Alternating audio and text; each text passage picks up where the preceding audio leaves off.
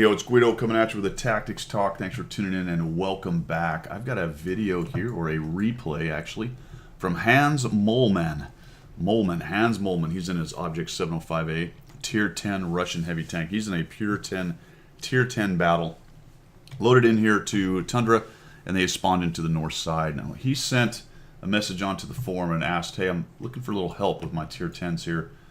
What does he say? I've got about 10,000 battles, I think he said, struggling a bit with Tier 10s. And he says, these are the things I have a problem with: not recognizing tipping points, being predictable at Tier 10 sometimes. I make what I think is the right play, only to find the enemy who is ready and waiting for it. Supporting using teammates outside of my immediate range, say 100 to 200 meters. I noticed from watching replays of good players that they are able to position themselves in a map to support teammates or block, observe important flanking routes. So we're going to take a look at this. I'll give him some pointers and some things I think about. I've already watched this one time, so we're going to watch him deploy over here to the west side of the map. And we're going to start talking about deployment right off the bat. So positioning is the big one here, Hans. And I don't love this side of the map. I only come to this side of the map if I have a compelling reason to do so.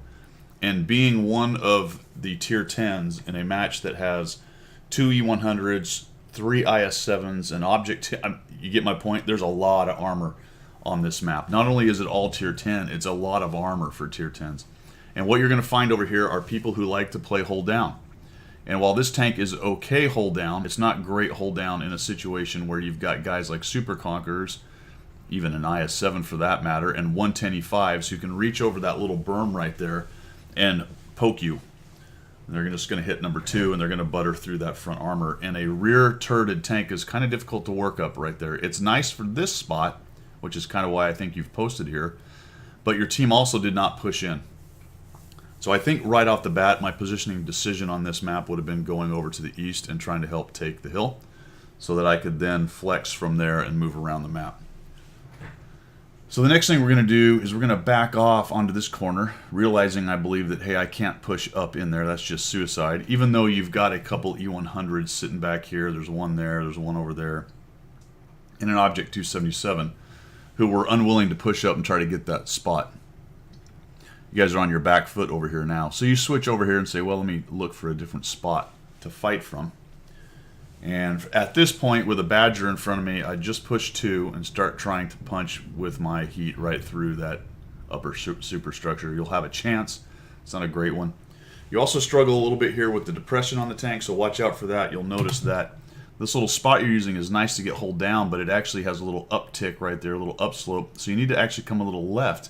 But if you do that, and you're going to find this out a little while later, you do expose your lower hull just a little bit. So this is a difficult spot for this particular tank to use. Just a little late taking that shot. You really had him on that lower plate, hesitated just half a potato right there, and are unable to punch into him. So the Badger's problematic, right? And it's at this point you got to go, all right, crap. So I wasn't able to push up on the west side. I can't really push into the Badger to get around him because there's a couple guys up in that upper town up there, and we're a bit outnumbered over here. So I like the patience piece, but maybe start thinking about a way to do something different here. Well, what's different? I could go push up into these guys, but it looks like they've got them pretty busy.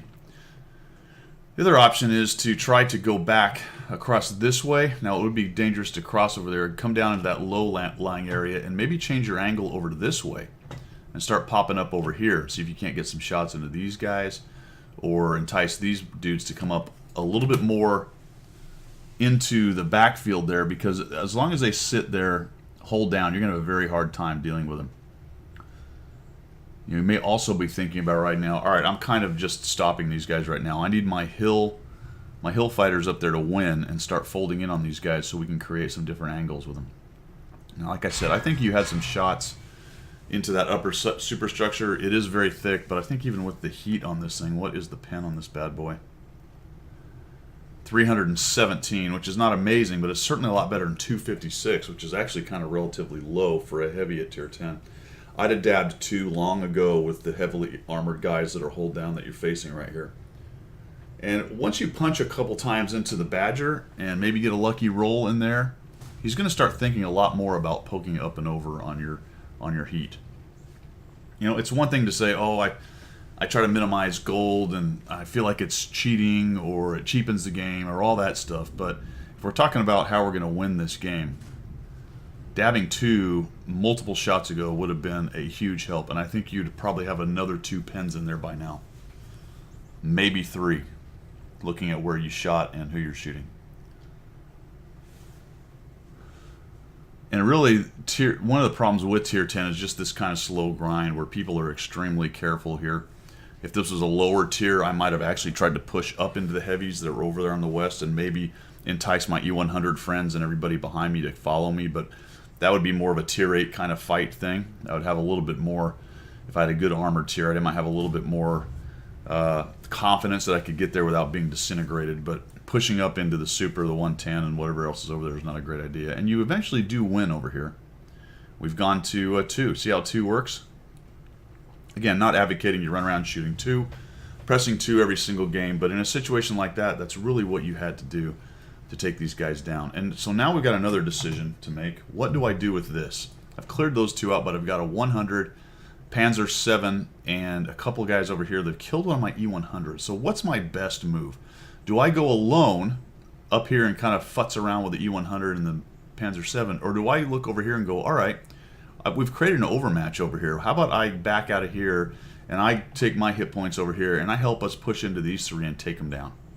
If we can push into these 3 and take them down, we'll be in good shape. Now your 110 is kind of driving up and over on the edge right here, so it really is only 2, the 277 and the E100. But you've also got a Sturv, whatever the hell he's doing back there, I'm not really sure. Maybe he was shooting down into these guys. But whatever the choice is, whether it's go after these 2, and specifically it would be the E100 I'd want to dig out of there. If you could pry the E100 out of that spot, you'd be doing pretty well. Or it's go over to the west side and help those guys over on your right. Whatever it is, do it and commit. But we're going to be very careful here. Boom, we get hit by HE, the Panzer 7, who was just sitting there waiting for you to do that. So now you're kind of thinking, well, geez, I got the 100, but I can't really push around to go after him because then I've got the Panzer 7 who's going to jump all over me, which at that point you should go, well, without any further data, as in I don't have any more help, the 110 got hit by something, nobody else is helping me, let's get out of here. There's no reason to be here. It's a matter of this point looking for a way to get your gun in the game. You need to create yourself a shot. So you talked about, hey, let's use the rest of my players, the rest of my team to help me out here. How do I recognize that? Well, watch what happens as you back out of here. Something kind of interesting happens. You're looking for the E100, and all of a sudden the 125 and the bat chat have pushed up to give you a hand. But what do? Well, you notice this guy pushing on the other side, and you back out. So it goes back to what I said a little bit earlier. Dude, pick a plan and commit to it. Obviously, if it goes pear-shaped, don't keep doing it. And I like that you picked that plan and went, okay, that Panzer 7's there, so I can't really do that anymore. But then just as your teammates move up, you pull out, and you're thinking, well, I got to take down this guy. Now he's taking fire from the Sturv, which is a good backup right there. I will say technically, as far as maneuvering your tank and doing what you need to do to get shots and minimize exposure is solid. So that's not really something you're struggling with, to be quite honest. And really it's just a bit of positioning initially, which I didn't care for this side. But, you know, there's arguments to be made for going over here, and you fought it well. But from there, it's just kind of being a little bit more decisive on where you want to go next. And that really is that big skill, especially at Tier 10. Where do I need to be, and how do I get there after the initial fight starts? And unfortunately, your 2 buddies that went in the middle got killed, and now you got a huge problem because you didn't commit either way. You've got live guys here, and you're about to get live guys on your left. Good, that's unfortunate. I hate it when guys back out just in time to block a kill shot on a tank behind them. I'm guessing that neither one of them knew that they were going to do that for each other, but there you go. This super makes a really big mistake here as you're kind of back and forth, back and forth. I like the baiting. You're trying to get that E100, and he just sticks the front end of his tank up just a little bit too much and eats a shot in the lower plate. So let's go back to the whole decision-making thing. What should be going on right now? I would have pushed number 3 to kill him off. Just put it right in that flat plate and hope it works. Yeah, there you go. Because I'd be wanting to get to number 3 real quick here. You need to press 3, which you're going to do. There we go. Because that 29 hit points, you're going to take that off of him. As long as you don't hit his gun. Or his gun mantlet or something silly. But obviously the big problem is now you're about to be surrounded. You've got the 100 right in front of you. Everyone and their dog knows exactly where you are. And all those guys that were in the middle, all they have to do is come around you. The good news is that the Sturv is sort of keeping him honest back there. Looks like he's on the run right there. So I would have made a decisive move right now. And I think it probably would have been falling back if I could get back here with the Sturv instead of hanging out here. Because this is vulnerable to people attacking down this line. People getting up into the middle, maybe further over in the middle and shooting in, and people just plain old coming up over this edge. So the only way to create distance between you and them is back here somewhere, and you needed to take that chance real early. You may have been thinking, well, someone's coming around this corner right here, but they're not. There you go, back to 2. And it looks to me like just very indecisive, and now we're kind of counting on them to make their move. Again, struggling a little bit with the depression and the rise of the terrain right there. I think you probably had a shot on him had you not pushed forward so much. Some of that may be just a unfamiliarity with the tank itself, but these tanks have terrible depression like most rear turreted tanks do. Whoa, be careful about sticking your back of your turret out right there. So now think about it. In retrospect, I think you probably know at this point, based on what happens, and it was your game obviously, is I should have picked a direction to go, right? It might have even been able to just push down this way and see if you can catch one of them coming at you.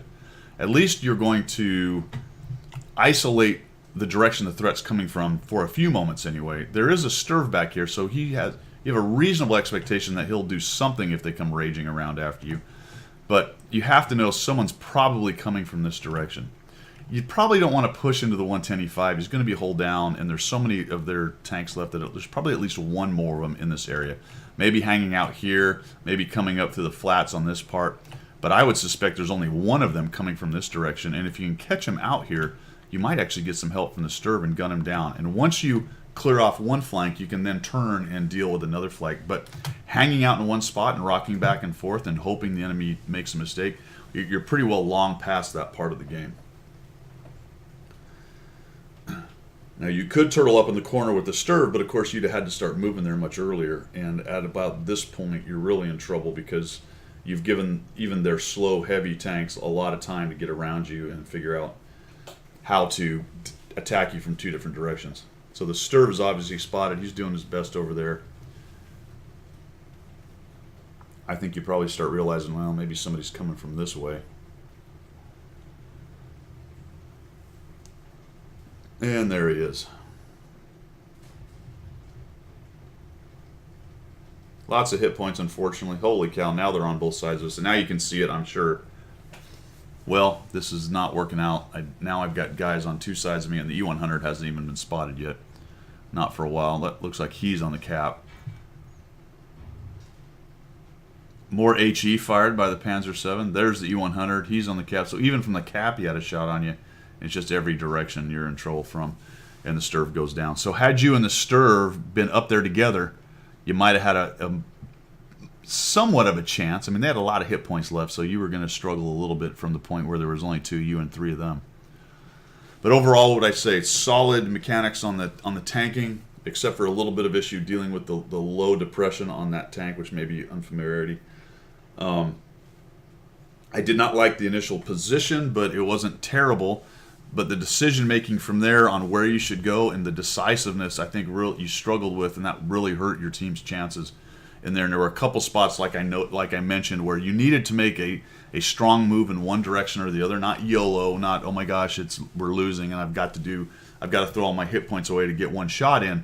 But just a more specifically aggressive move in one direction or the other. And there were several directions that were possibilities. Then endgame, definitely needed to move right away, fall back with the Sturv, put some distance between you and the bad guys, and try to get both of your guns in a position where they could actually work on the same area. That's all I had, man. I hope that helped. Good luck in the future. Good news is, solidly on track. All right, man. Take care.